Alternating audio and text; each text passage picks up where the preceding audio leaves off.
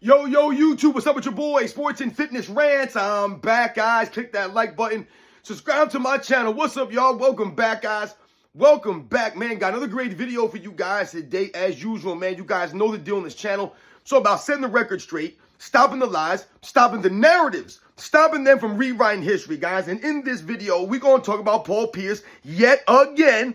How this man he was like, you know what, man? Hold my beer. I am the greatest scorer of all time. You would think that Paul Pierce would have came out and said, oh, I was just messing with you guys. I was joking around. You would have think he would have came out and tried to, explain what he was trying to say, right?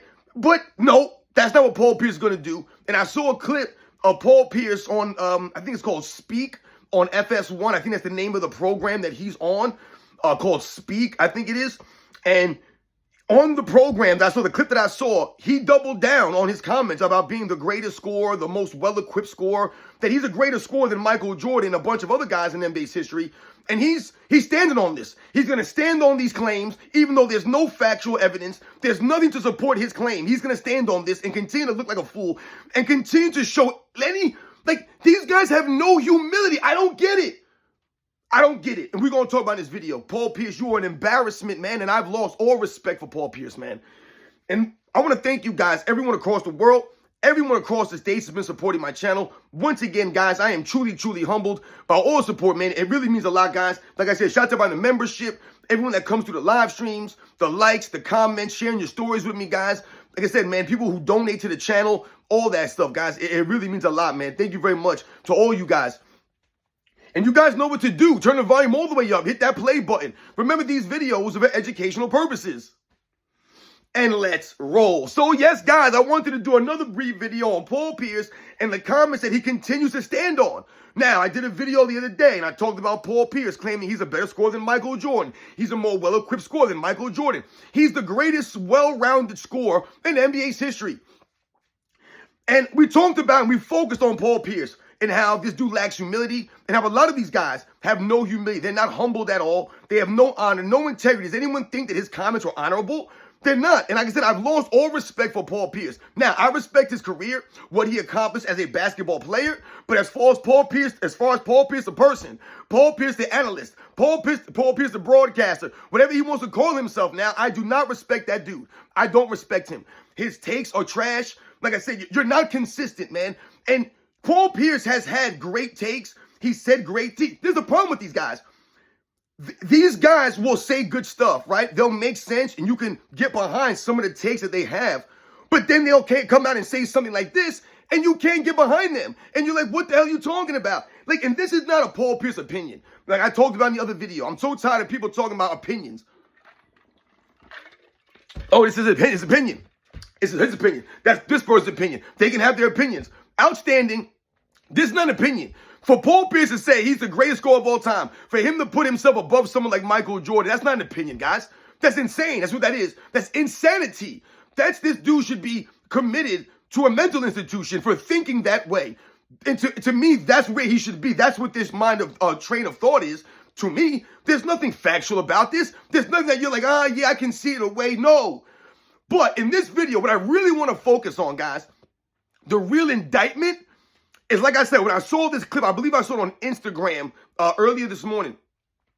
And the indictment comes on guys like Kevin Garnett. The other people out there, the Kevin Durant's, right? The people that tweeted out to Paul Pierce, the people that supported Paul Pierce making this claim. You guys are part of the problem, man. And that's what I want to focus on in this video. Those clowns, these other guys that backed up Paul Pierce's sentiment. Instead, once again, instead of these guys coming out and being like, all right, listen, man, Paul Pierce, listen, dude, you're a great scorer, man. No doubt about it. You had a great post game. You could do this. You could do that.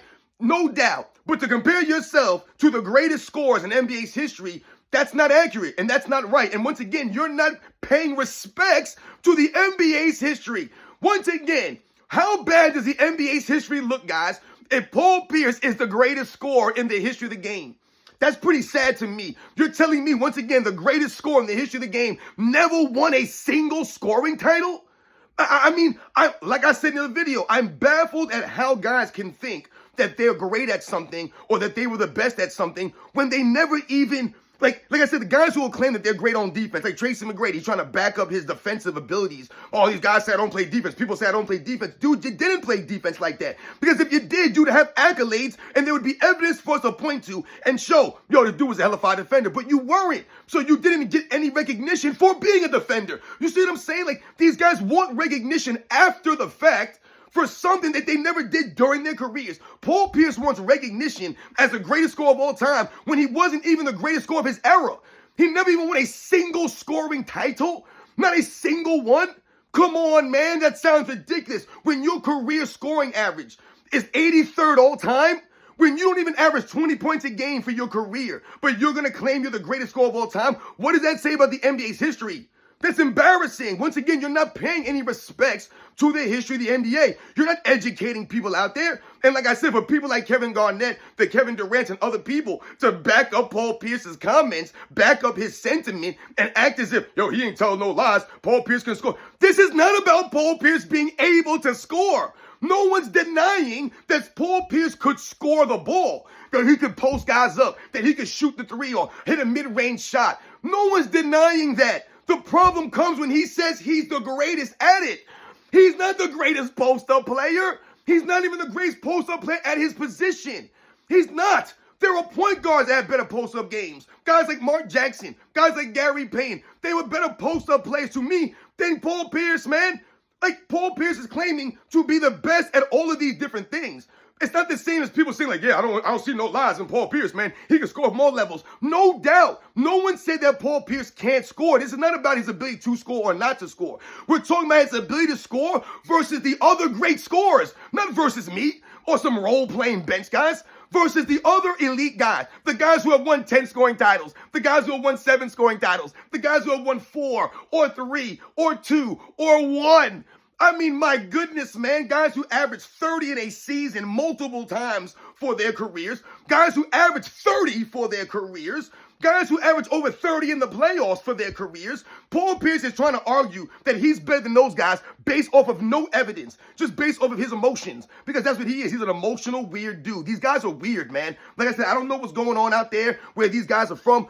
I don't know if it's a product of having money. I don't know what this is. Because we're getting, like I said, we're getting to a point now where this is actually getting really weird. It's getting embarrassing. You know what I'm saying? And we shouldn't even have to be talking about this stuff. For Paul Pierce to come out here, like I said, to double down on your comments, to stand on it, when you've been clowned by basically every true basketball fan that knows the history of the game. And like I said, when I looked at this clip on Instagram, it was posted by Speak on FS1, I believe it was.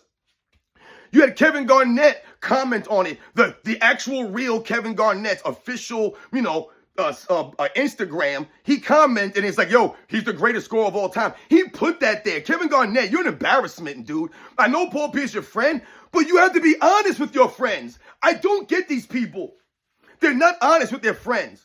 That's what a true friend is. A true friend calls you out. A true friend holds you accountable. If these guys are really friends of Paul Pierce, if they really want to be real and educate the people out there and respect the NBA's history, the real, true, great scorers that are much greater than Paul Pierce, then Kevin Garnett should have been like, yo, listen, guys, Paul Pierce can score in a myriad of different ways. Like I said in the other video, Paul Pierce can score on all levels. He's one of the great scorers. One of the great scorers.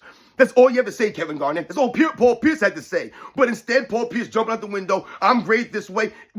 He talks about how great he is, but there's no evidence to support this. There's no numbers. There's no accolades that he achieved. Nothing that would say, oh, Paul Pierce, one of the elite scorers in NBA's history. No, Paul Pierce can score the ball, but to put him in the top 5, top 10, top 20 all-time scorers conversation, insane. And that's the problem with these guys like Kevin Durant, like Kevin Garnett, that are out there backing up these claims. Oh, Paul Pierce could score. Paul Pierce could shoot this. He could hit the threes. He could do this. I see no lies in what he's saying.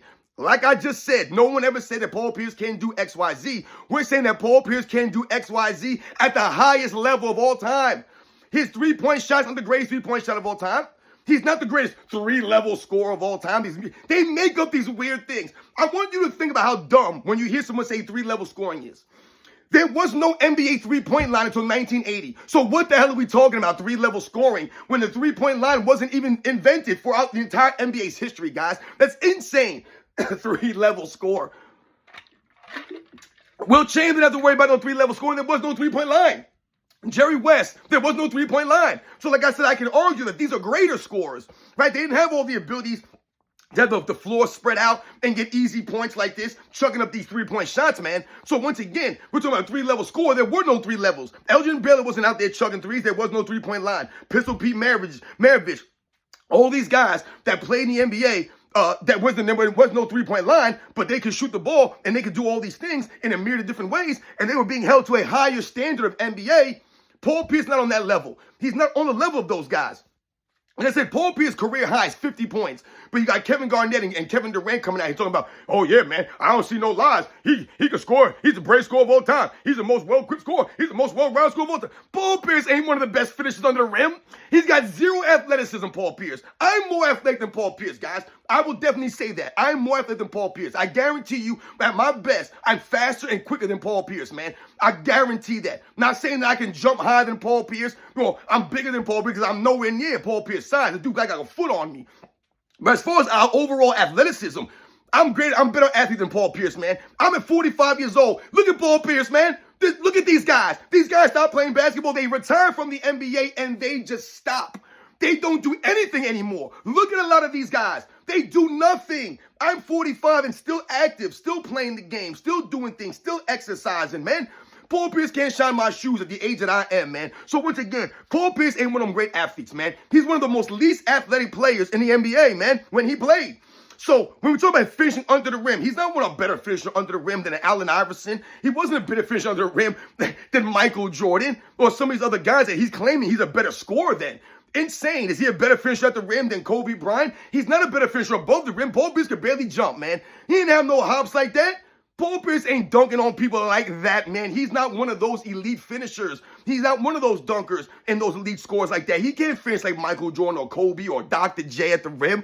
He can't do it. He's not a finisher like Elgin Baylor, man. So we talk about these different levels of scoring, different ways to score. Paul Pierce is not one of the elite scorers at the rim, above or below. He's not one of the elite post-up players. In my opinion, he's not elite. To be elite, you have to be among the top 5 or top 10 players for me of all time posting people up. Paul Pierce ain't on that level, man. Great post-up game, but he's not on that level. There's levels to this, man. My goodness. Like I said, I'll take Larry Bird over Paul Pierce in all areas of basketball. All areas. He cannot shine Larry Bird's shoes. There's nothing that Paul Pierce does better than Larry Bird. Nothing, guys. Literally nothing. So once again, when Paul Pierce is making these claims and he's going to stand on this, dude, you come across as ridiculous. And like I said, for you guys that have no humility, it's classless. It's not honorable. I'm not honoring this. What you're saying is ridiculous. I'm going to give you guys an example of how I operate, what kind of person I am. So like I tell you guys all the time, I coach my son, right? And he's going into 3rd grade now. So he's been playing basketball, football, and baseball. So this season, I told you, we did not do baseball. He wanted to do soccer instead. He's all about soccer. He loves Messi. He knows about Pele and, Maradona. He knows about all these guys, man, right? And, Jude Bellingham and Mbappe. He knows all these people, man. I'm actually shocked how many people he knows and whatever.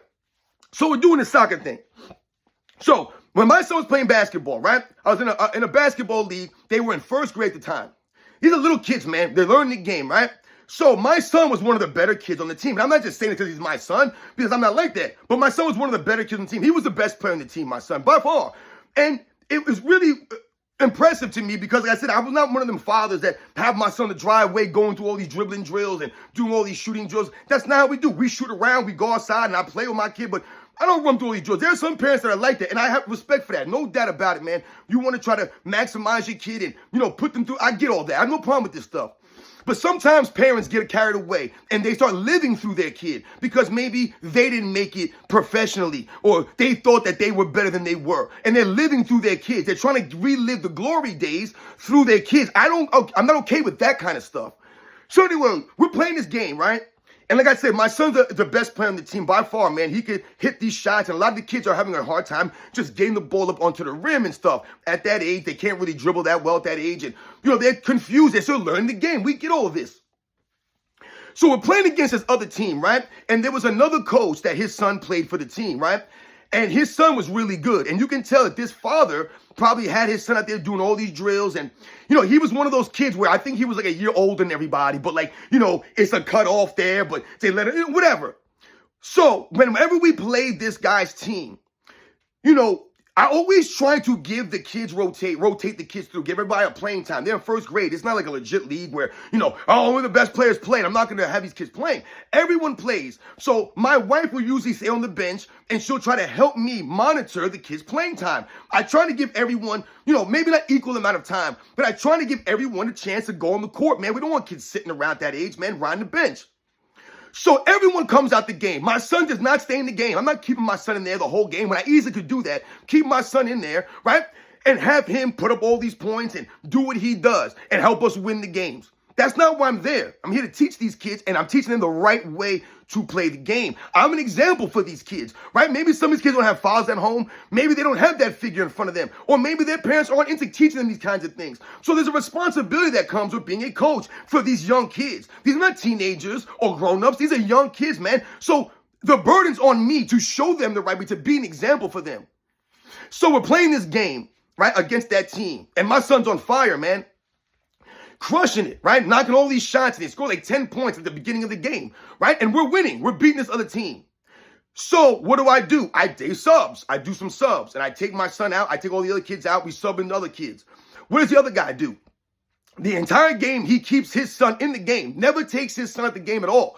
As a matter of fact, there were certain kids that didn't even play much. He had them sitting on the bench. These are first graders. And once again, this is not a league where it says, oh, you only have to play a certain amount of time or you don't have to play. Like, everyone's supposed to get in the game. Everyone's supposed to rotate through. And this guy never did that. He's one of those parents. He's going to keep his son in there, let his son keep doing his thing. His son was a ball hog. We're shooting all the shots. No one else was getting a chance to dribble. No one was getting a chance to shoot the ball. And this guy didn't give a damn. And that's how he played the season out. They ended up beating us that game. They never lost a game during the season. And that was 2 years in a row. I had to deal with this freaking guy. And he was a douche, this guy, man. I didn't like him. I know I shouldn't use that word. Excuse me. But this guy was like that, man. I didn't respect the way he did these things and how he, like I said, how he went about his business. But this is what I do. This is what I teach the kids. I remember there was an instance where my son, we were playing against one of the weaker teams, right? And my son came out, and like I said, he was doing his thing. And we were blowing this team out 14-0. And my son had 12 of the 14 points. And my wife was on the sideline going crazy. She's on the bench there, and she's going nuts, man. She's hyped up. And I never over-celebrate my son out there on the court or in the field, whatever he's doing. I never did too hyped up or too excited out there at the time. I usually reserve that for when we get home or when we're in the car, and I'll say, yo, man, you was out there killing it, kid. I'm so proud of you, man. I can't believe what you was doing. Man, that's usually when I reserve that, the opportunity for me to talk up my son and celebrate him that way. But in the middle of the game, on the court, I'm not doing any of that stuff. I downplay everything. So my son's out there, like I said, has 12 points of the 14 points, and we're beating the team 14-0. We're blowing these kids out, man. So I went over to my son, right, and I said to him, I was like, listen, don't shoot anymore. Don't shoot any more shots, right? And he looked at me weird. He didn't understand because he's on fire, man. He's crushing it right now. And I said, don't shoot anymore. I'm like, I want you to pass the ball every time you get it. You pass it to one of your teammates. Don't shoot anymore, all right? And he looked at me, and he understood, and he didn't shoot anymore for the rest of the game. And my wife came up to me and was like, how come he didn't shoot anymore? Like, why did he stop shooting? Like, he was scoring all these points. And we blew that team out. And once again, the wins and losses at that age are not the important thing to me. It's me teaching them the way to play the game the right way, how to be competitive. That's what I care about the most for those kids is the effort that they give to go out there and play the game and understand how to play the game, what they're supposed to do. I'm teaching them the sportsmanship, right? All this kinds of stuff, right? You stay on the court, you shake hands, you say good game, blah, blah, blah, blah, blah. We don't cheat, right? We don't try to, cheat the rules or any of this kind of stuff. We don't complain and play the victim here. Sometimes the kids will be, oh, they're fouling me or this kid was pushing me or some of that kind of stuff you hear from the kids. I mean, don't worry about this stuff. Don't worry about it. It's not important. So anyway, this is how I operate. This is how I teach my son. And this is how I show a lot of the people out there, the kids, what it takes, to be an athlete, what the responsibilities are. Like I said, I'm not just going to be that father that stands on the court and lets my son take all the shots and hog all the glory and not use his teammates or not teach him the right way to play the game. That's not what I'm doing here. So once again, I have humility and I have honor. And I'm not going to deviate or sacrifice that for anything, not even for my own son, because that's a teachable moment for him and for all the other kids. And he understood that stuff, man. You're killing it right now. Let some other kids get a chance. Let them take some shots. Work on your passing. Work on your dribbling. You don't have to keep shooting the ball, man. Like I said, these are the kinds of things. Paul Pierce, these other people, I don't know how they were raised. I don't know what they think about. Like, for him to keep saying that he's the greatest scorer of all time when there's no evidence to support this, and for people like Kevin Durant and the Kevin Garnetts to come out here and back this dude up, you guys look ridiculous. You don't look like you're supporting your friend. You know, oh yeah, I'm supporting my boy, man. I got his back. No, you guys are not being friends, because a real true friend would be like, yo, dude, come on, man. This is ridiculous what you're saying. You sound insane. We all know you're a great scorer. You're a great player. But to put yourself up there with the guys like Jordan is insane, man. I mean, there's a way to, you know, like I said, if they would come out and just celebrate other people, like Paul Pierce could have celebrated himself by celebrating others. You know what I'm saying? By honoring the history of the game, by celebrating the other great scores, bringing them. I don't understand why these guys want to educate. They have to pump themselves up all the time. It's so weird to me. Why not bring up the great scorers in NBA's history that never get recognition? Why not bring up Bernard King and his overall offensive game? I mean, like, I just don't get it. Like, why not mention guys that don't get mentioned much? Bring them up. Instead, you pump yourself up when you're not that dude. I'm embarrassed for Paul Pierce, man. Like I said, I'm embarrassed for Fox, whatever that is. Speak on FS1. You guys are a joke, and I'm going to tag you clowns in this video. Not to get a response. Not that I'll think they'll see it. But my goodness, man, they're an embarrassment. I want everyone to know who I'm focusing this at. Paul Pierce and his Speak. Speak. This is what the name of their program is, Speak. It's a joke, man. Nobody wants to listen to you guys speak because you guys never say anything good. Never anything actual, factual. I mean, my goodness. It's always rewriting history. It's like, you know, you trying to rewrite your high school.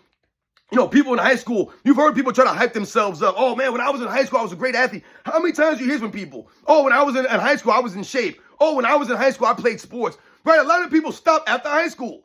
High school ends, right? And they never play sports ever again for a lot of people. And they still live in the glory days. So if you ask them about their high school career, their athletic career, they'll inflate it. Oh, yeah, I was great, man. I did this. I did that. I scored all these touchdowns. I was all county. I was all section. I was all league. I was all conference. They'll make up all this stuff, man, you know, just to pump themselves up. Oh, I was the most popular guy in the school. I was voted most athletic. I was voted most likely to succeed. I had all these friends. I was the coolest dude. Like, they always got to pump themselves up, their careers up to something that it wasn't. That's what these guys sound like. They sound like someone who graduated from high school, right? You retired from the NBA, and now you're still trying to live the glory days by rewriting your history, making it seem like you were greater than you were, that you were more popular than you were. It's insane that these guys do this regularly. It's really sad. It really is. You guys know the deal, man. I'll catch you guys on the next one.